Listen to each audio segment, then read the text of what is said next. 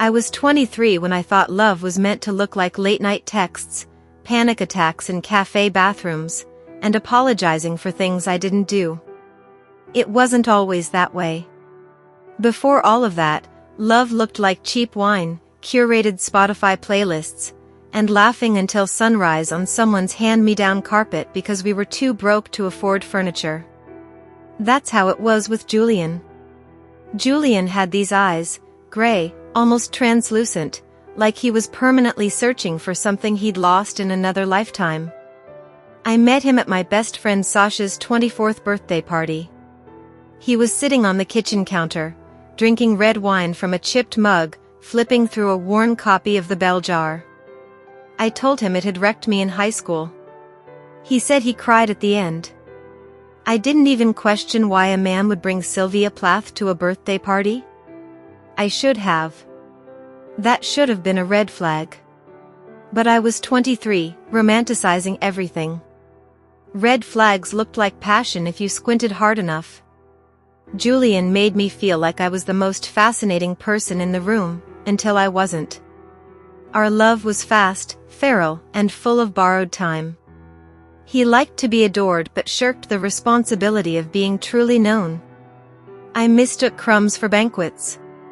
I overcompensated for his absences, made excuses for his moods, and twisted myself into a shape he never asked for but somehow expected. I gave him too much of myself and called it compromise.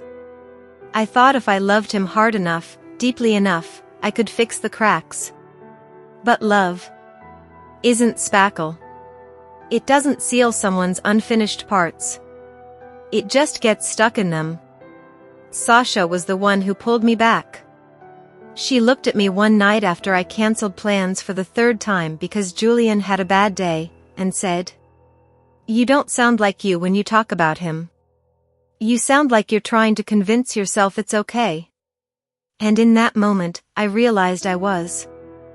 After Julian and I ended, I moved in with Sasha. It wasn't a dramatic breakup, no shouting, no slammed doors. Just a slow dissolve. Like trying to hold on to smoke. We stopped trying. That was the real heartbreak. The third floor walk-up Sasha and I shared had cracked tiles, faulty heat, and the faint scent of old books and burned toast. It became my sanctuary. I cried most mornings. Sometimes I sobbed in the shower until my fingers pruned. At night, I made pancakes at 11 p.m. because somehow, flipping batter made me feel less untethered. Sasha never told me to cheer up or to move on. She just existed beside me. One night, I found her asleep on the couch, her hand still holding mine from hours earlier.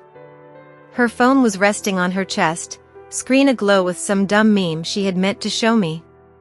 That's when I understood love isn't always grand declarations. Sometimes it's your best friend falling asleep beside you in your worst moments.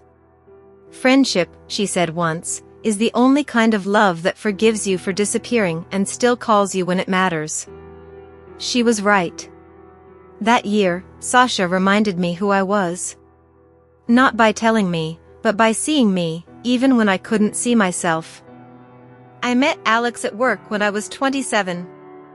By then, I had learned how to look put together. I had a wardrobe of neutral tones and a collection of smiles that didn't quite reach my eyes.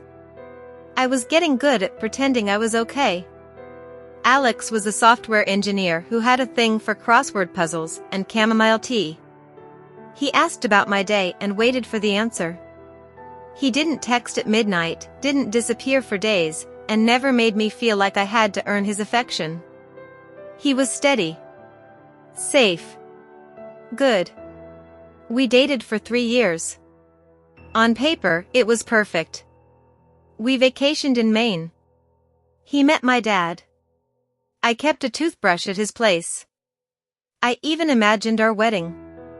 But somewhere, under all that security, a voice inside me whispered, "Why does this still feel like waiting?"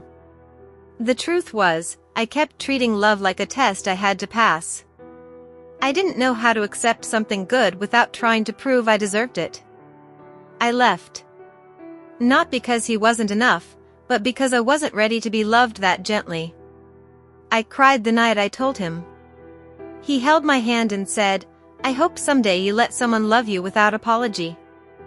Sasha got married at 30. I stood by her in a silk dress that didn't fit quite right, my hair pinned up in a style I'd practiced 3 times. I gave a speech that ended with, "She taught me what showing up really means." She cried, and so did I. 2 years later, she called me at 1:48 a.m. in early March, breathless and panicked. Her husband was away on business.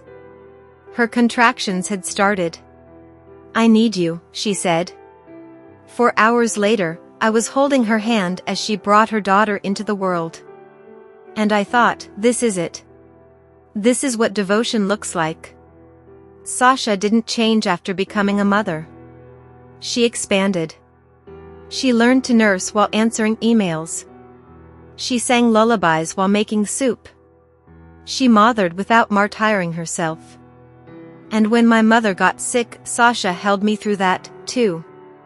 She stayed on the phone with me through treatments and flew in for the funeral, even though her baby had an ear infection. When I forgot how to believe in myself, she didn't remind me who I used to be. She reminded me of who I still was. Love is not always the thing that sets your soul on fire. Sometimes it's the thing that calms the chaos. That makes your world quieter. Simpler. Better.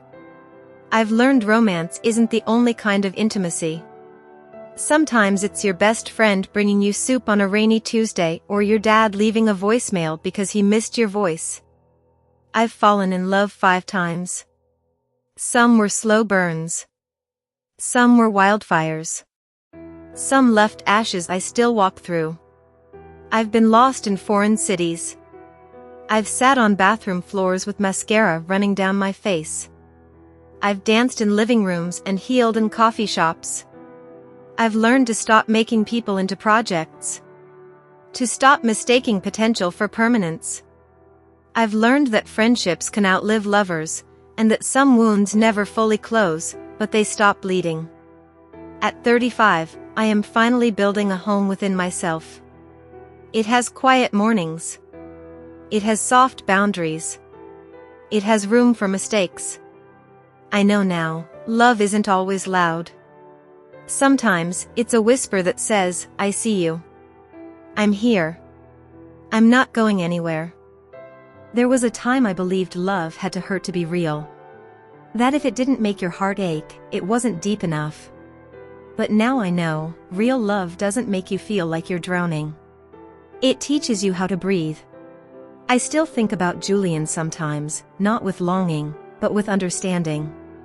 He was a lesson. So was Alex. So was every goodbye. I don't know what the next chapter holds. Maybe another love? Maybe not. But I'm no longer chasing someone else's version of happiness. I'm choosing mine. And that's enough. Because somewhere between heartbreak and healing, between holding on and letting go, I found something steady. Something true. I found myself.